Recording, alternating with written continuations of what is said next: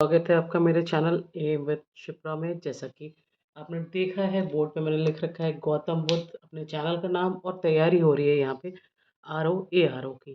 ठीक है, कोई भी कॉम्पिटिटिव एग्जाम की तैयारी कर रहे हैं आप तो भाई हिस्ट्री ज्योग्राफी सब कुछ आता ही है। अब तक इस चैनल पे आपको शॉर्ट्स मिल रहे थे, अब से हम एग्ज़ाम बेस्ड तैयारी लेके चलेंगे। चलिए टॉपिक स्टार्ट करते हैं हम अपना। मैंने टॉपिक लिखा हुआ है ऑलरेडी, गौतम बुद्ध। ठीक, अब गौतम बुद्ध से रिलेटेड हम बहुत सारी बातें करेंगे।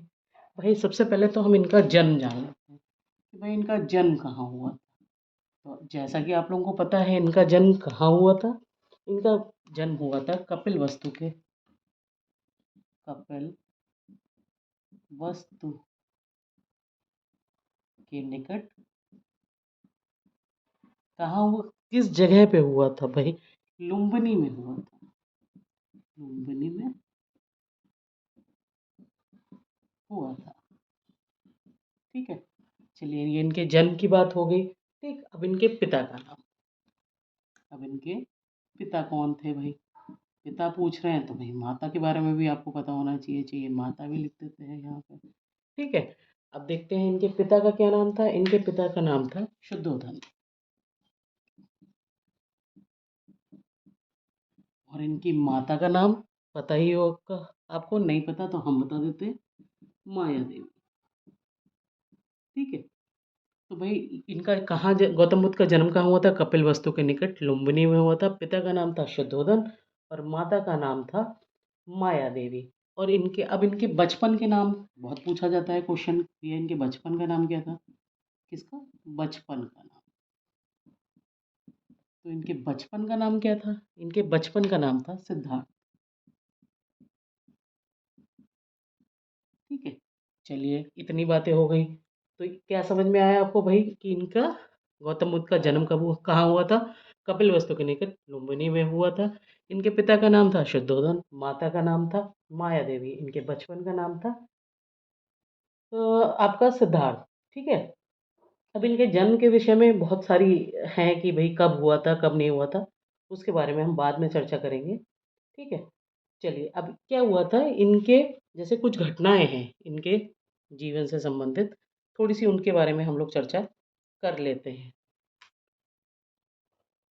चलिए देखते हैं, मैंने एक तरफ लिखा है घटना, एक तरफ लिखा है प्रतीक। तो घटना क्या है? जन्म, गृहत्या, ज्ञान, तीन घटनाएं लिखी हैं। तो जन्म का प्रतीक हम कमल और किससे करते हैं? सांड से।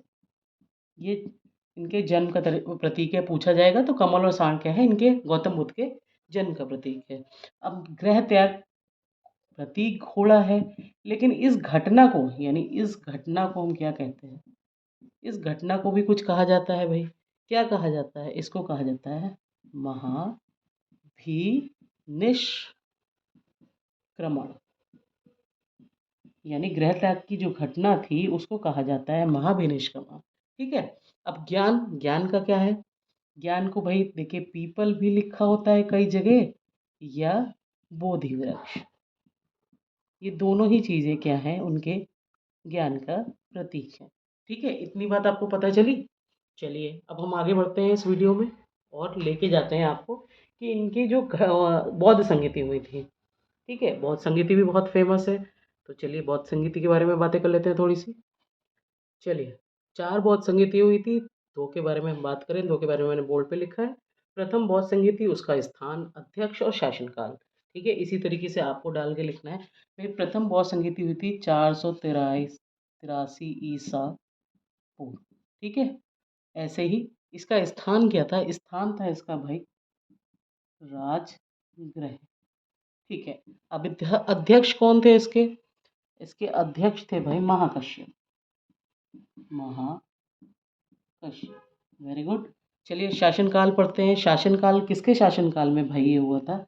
ये था अजात शत्रु। बहुत पूछा जाता है ये बौद्ध संगीति से क्वेश्चन, चाहे वो स्थान पूछ लेते हैं, कब हुई थी, कौन अध्यक्ष थे, शासनकाल क्या था, सब पूछा जाता है। चलिए द्वितीय, अब पहली हुई थी 483 में, दूसरी हुई थी 383 ईसा पूर्व। ठीक है, ऐसे ही लिखिएगा तो याद करने में बहुत आसान रहेगा आपको। चलिए इसका स्थान क्या था? इसका स्थान था भाई वैशाली। वैशाली। ठीक है, अब इसके अध्यक्ष कौन थे? इसके अध्यक्ष थे भाई सवाकामी। ठीक, अब ये शासन काल था, किसके शासन काल में भाई हुआ था ये? तो ये शासन काल में हुआ था कालाशोक। कालाशोक। ठीक है, तो ये हमने दो बौद्ध संगीति पढ़ ली, उनके बारे में पढ़ लिया, माता पिता का नाम पढ़ लिया, सब पढ़ लिया। चलिए, अब हम इसके दो और संगीति जो बचती है वो भी पढ़ लेते हैं फटाफट से। चलिए, हम तृतीय बौद्ध संगीति के बारे में पढ़ते हैं। पहले सबसे पहले ये कब हुई थी? 247 ईसा पूर्व। सेम वही स्थान क्या था इसका? वही स्थान था इसका पाटलिपुत्र। ठीक, अब क्या था? ये इसका अध्यक्ष कौन था भाई? अध्यक्ष थे इसके मोगली पुत्र तिस। ये नाम था इनका मोगलीपुत्र तिस। अब किसके शासनकाल में हुई थी? ये हुई थी भाई अशोक के शासनकाल में। ये वाली तो आप इम्पोर्टेंट लिख लो, बहुत पूछी जाती है कि अशोक के शासनकाल में कौन सी बौद्ध संगीति हुई थी। ठीक है, अब चतुर्थ बौद्ध संगीति कब हुई थी? चतुर्थ बौद्ध संगीति हुई थी ईस्वी की प्रथम शताब्दी में। ठीक है, चलिए, अब इसका क्या स्थान था? स्थान था इसका कुंडल वन। ठीक है, और इसके अध्यक्ष कौन थे? वसुमित्र, और कहीं कहीं अश्वघोष भी लिखा है। दोनों ही लिखवा दिए मैंने आपको, वसुमित्र या अश्वघोष। किसके शासनकाल में हुआ था ये? कनिष्क के। चलिए, फिर से एक बार रिवीजन करते हैं हम लोग। तृतीय बौद्ध संगीति कब हुई थी? 247 ईसा पूर्व। क्या स्थान था? पाटलिपुत्र। अध्यक्ष कौन थे? मोगलीपुत्र। और शासनकाल में किसके शासनकाल में हुई थी? अशोक के। इसलिए बहुत ज़्यादा पूछी जाती है कि अशोक के शासनकाल में कौन सी बौद्ध संगीति हुई थी। ठीक है, अब चतुर्थ वाली कब हुई थी? ईस्वी की प्रथम शताब्दी में। क्या स्थान था? कुंडलवन। ठीक, अध्यक्ष कौन थे? वसुमित्र या अश्वघोष। ठीक, किसके शासनकाल में हुआ था ये? कनिष्क के शासनकाल में हुआ था। तो हमने गौतम बुद्ध की जन्म से जुड़ी बहुत सारी घटनाएं भी पढ़ ली, चारों बौद्ध संगीति पढ़ ली। एक चीज़ और गौतम बुद्ध के टॉपिक से रह गया है, वो भी पढ़ लीजिए।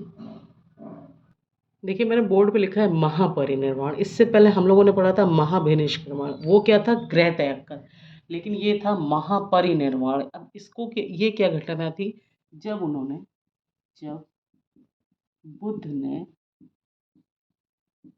शरीर त्याग दिया था,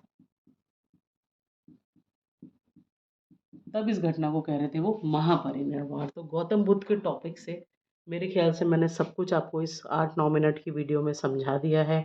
आपको वीडियो कैसी लगी ये मुझे बताइएगा। और ROARO के लिए बहुत इम्पोर्टेंट टॉपिक है, तो दे आप पढ़ते रहिए। और जल्दी कुछ इसके ग्रंथ भी रह गए हैं, तो वो ग्रंथ भी हम लोग कर लेंगे। चलिए, कर ही लेते हैं, इसी वीडियो में कर लेते हैं इस टॉपिक को, जिससे ये हमारे टॉपिक खत्म हो जाएगा। यानी बौद्ध धर्म के त्रिरत्न रह गए हैं, और हमारे बौद्ध ग्रंथ जो अक्सर पूछ लिए जाते हैं उसको भी लिख के ख़त्म करते हैं। चलिए, देखिए, बौद्ध धर्म के त्रिरत्न बहुत बहुत बहुत मोस्ट इम्पॉर्टेंट क्वेश्चन है कि भाई क्या है ये? बुद्ध, धम्म, और तीसरा वाला कौन सा है? संघ। ये इसके तीन रत्न हैं, ये बहुत इंपॉर्टेंट है, इसको इम्पोर्टेंट लिख लीजिए। अच्छा, इसके दो ग्रंथ बहुत पूछे जाते हैं, मिलिंद पाहुब और बुद्ध चरित। तो पहले तो ये ग्रंथ किसके हैं? बौद्ध ग्रंथ है। और इसके क्या पूछा जाते हैं आपसे? रचनाकार। यानी रचनाकार इसके कौन है? रचनाकार नागसेन। और दूसरे वाले के कौन से हैं इसके? अश्वघोष। तो दो ही हमारे इसके बौद्ध ग्रंथ भी हमने पढ़ लिया है। तो हमने एक तो क्या त्रिरत्न पढ़े, बुद्ध धम्मो संघ, बहुत पूछा जाता है क्वेश्चन में।